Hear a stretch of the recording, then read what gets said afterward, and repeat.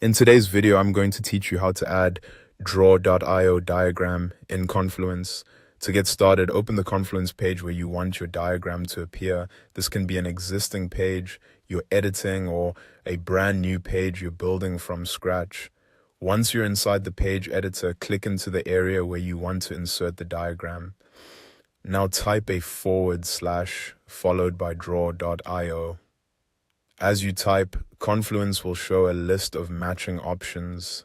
From that menu, select the draw.io diagram option.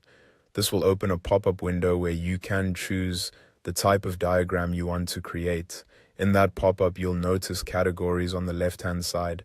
These help you quickly sort through the available diagram templates.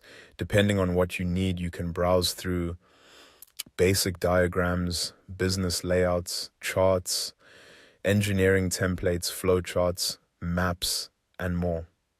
This makes it easier to start with a structure that already fits your use case instead of building everything manually from the beginning. Take a moment to look through the available templates and choose the one that best matches what you want to create. Once you've found the template you like, click on it and then click Create. After that, you may see a short loading screen.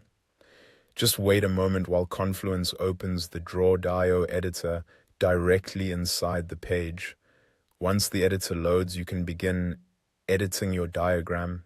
This is where you can customize the template, adjust shapes, add text, rearrange elements, and make sure the visual matches the information you want to present. Since the editor opens right within Confluence, the process is very convenient and keeps everything in one place. When you're done editing your diagram, go to the top right corner and click Publish. This step is important because it sends the finished diagram back into your Confluence page. After clicking Publish, give it a few seconds to load. Once the process completes, your diagram will appear on the page. At that point, your draw.io diagram has been successfully added to Confluence. You can continue editing the rest of the page as needed, and your diagram will remain embedded as part of the content. And that's all there is to it. It's a simple way to create and insert diagrams without leaving Confluence, and it can be especially useful for documentation, workflows, technical visuals, and team collaboration.